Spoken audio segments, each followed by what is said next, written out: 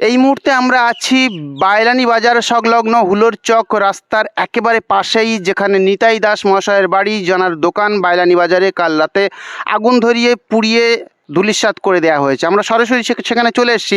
সেখানে বাড়ির পাশে কিছু পার্শ্ববর্তী মহিলা যারা আছেন, আমরা সরাসরি তাদের সঙ্গে কথা বলে নেব, জেনে নেব ঘটনাটা ঠিক কী ঘটেছিল। কারণ এই মুহূর্তে নিতাই দাস মহাশয়কে আমরা পাইনি, উনি বাড়িতে নেই, ওনার ফ্যামিলিও বাড়িতে নেই। তো ওনার বাবা মায়ের সঙ্গে কথা বলেছি, সে প্রতিবেদন আমরা আপনাদেরকে দেখিয়েছি, এবং সরাসরি পার্শ্ববর্তী মহিলারা কি বলছেন। এই যে ঘটনাটা ঘটে গেল, এত বড় একটা ঘটনা ঘটলো, এই ঘটনার সূত্রপাত ঠিক কীভাবে হয়েছে? আমরা যেটা শুনেছি বাড়ির থেকে কিংবা জানি, বিষয়টা হলো গত বছরে ওনার দোকান থেকে শহীদুল নামে যে মহাশয়, উনি হচ্ছে কিছুটা ধার নিয়েছে, মাল ধার নেওয়া হয়েছিল। উনি হচ্ছে ধার দেবে বলে আজ দেই কাল দেই বলে একটা বছর কাটিয়ে ফেললো। আগের বছর এই দাদাকে খুব মারধর করলো টাকা চাওয়াতে, সেইটা এবছর হালকাতা যাওয়ার পরে আবার চাইতে উনি বাজারের মধ্যে দু পক্ষেই ধস্যাধস্যি মারপিট হওয়ার পরে ওনারা গতকাল রাত্রে কটা 1:30 2টো নাগাদ আগুন ধরিয়ে দিল দোকানে। আমরা সবাই 3টে থেকে ওখানেই ছিলাম, গিয়ে দেখলাম ওনার জল টল দিয়ে দেখলাম ওনার গত 2 দিন আগে হালকাতা হয়েছে। দোকানে সমস্ত টাকা পয়সা মাল 10 লাখের উপরে হালকাতার টাকা সব ওই দোকানেই ছিল। উনি দেখলাম গিয়ে যে প্রচুরভাবে আগুন এতভাবে ছড়িয়ে গেছে যে দোকানে একটা কোনো মালই বাঁচেনি। দাদা দেখে প্রচুর পরিমাণে অসুস্থ হয়ে পড়লো। ওনাকে নিয়ে কয়েকজন বসিরহাট হসপিটালে দাদা ভর্তি আছে। বাড়িতে ওনার বাবা মা সবাই অসুস্থ, সবাই হচ্ছে ভেঙে পড়েছে, খাওয়া দাওয়া নেই। এই যে বিষয়টা হলো, এটা দোকানে কোনো পাটি পাটা হিসাবে এই মারপিট কিছু হয়নি, হয়েছে দোকানে বাকি হালকা দোকানে বাকি ছিল সেই হিসাবে হচ্ছে কথা কাটাকাটিটা হয়েছে। কিন্তু ওরা এটাকে পার্টির জায়গায় নিয়ে গিয়ে এমন একটা বিচ্ছিরি পরিস্থিতি তৈরি করলো যে বলার ধারণার বাইরে। এমন একটা জায়গায় যে আমরা মহিলারা তো এত বছর কোনো সুরক্ষিত ছিলাম না, বাইরে বেরোতেও পারতাম না, কারুর মুখে কথা বলতে পারতাম না, তারপরেও আমরা চুপচাপ ছিলাম। আজ যেটা হলো যে একটা মানুষের এত বড় ক্ষতি করে দিল, সেই ক্ষতিটার দাবি জানিয়ে আমরা তার ক্ষতিপূরণের দাবি জানিয়ে সরকারের কাছে জানাবো যে তার কিছু যেন ক্ষতিপূরণের ব্যবস্থা করে, সুব্যবস্থা করে। কারণ তাদের ওই একমাত্র দোকান ছিল, রোজগারের ওই একটাই সন্তান, একমাত্র দোকান ছিল। তাদের যে এত বড় ক্ষতি হয়ে গেল, সেটা আমরা সবাই মিলে চাই যে সরকার যেন তাকে কিছু সুব্যবস্থা করে তার ক্ষতির পূরণ দেওয়ার জন্য।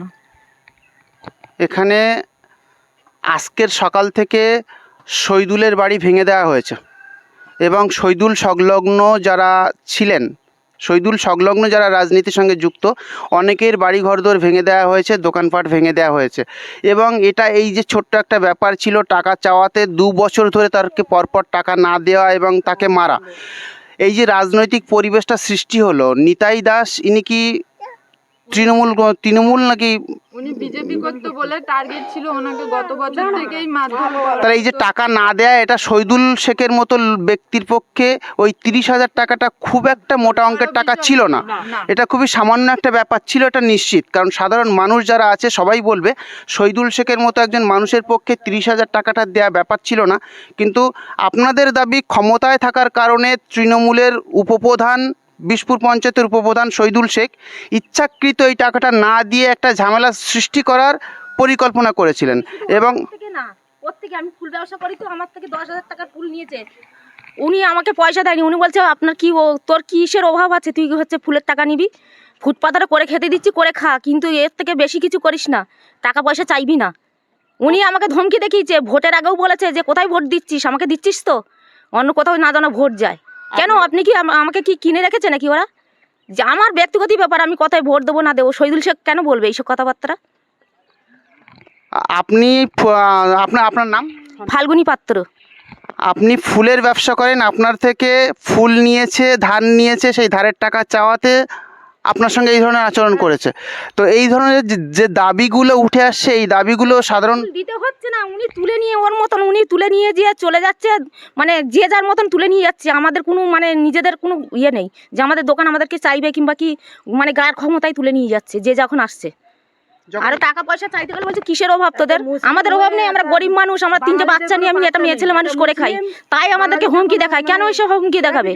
শুধু একদিন না, ও দ্বিতীয় দিন না, ও প্রায় দিন কেরকম করে, আমাদের সাথে দুর্ব্যবহার করে।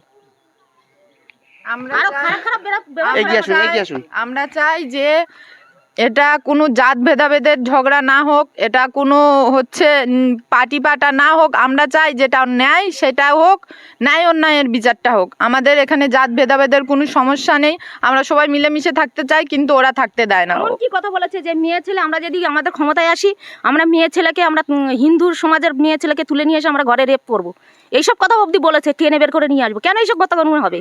পাটি পাটা করছেন কেন? এইসব কোনো ভুল ভ্রান্তি কথা বলতে বলবে? হিন্দু মেয়েদের শাঁখা রাখতে দেবো না, শাঁখ বাজিয়ে পুজো দিতে দেবো না, মাইক বাজিয়ে গান কীর্তন করতে দেবো না, এইসব কোনো করবে কেন? আমরা তো এইসবগুলো চাই না।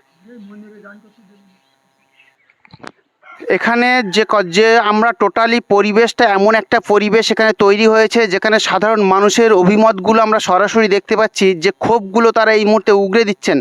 তাদের দাবি, তারা কোনো জাত ভেদাভেদে দেখতে চাইছে না, তারা চাইছেন যেভাবে এতদিন তাদের উপরে অত্যাচার করা হয়েছে সেই অত্যাচারের বদলা তারা চাইছেন। এবং সেই সঙ্গে সঙ্গে তাদের দাবি, যে ঘটনা ঘটলো, যেখানে এই ঘরটা একটা দোকান, চালু দোকান, বাজারে রানিং দোকানকে যেভাবে পুড়িয়ে দেওয়া হলো, সেই দোকানটা পুড়িয়ে দেওয়ার পরপরই সেই ব্যক্তি অসুস্থ হয়ে পড়লেন, তাকে হসপিটালে ভর্তি করা হলো। এবং এনাদের দাবি সরাসরি সরকারের কাছে সরকারিভাবে কোনো রকম সাহায্য পাওয়ার দাবি রাখছেন এনারা, যাতে ওই অসুস্থ ব্যক্তি এখন হসপিটালে আছেন, বারবার সেন্স হারিয়ে ফেলছেন, উনি যেন স্বাভাবিক জীবনে ফিরতে পারেন, এই ধরনের দাবি। আপনার সঙ্গে কথা বললাম। আপনার নাম?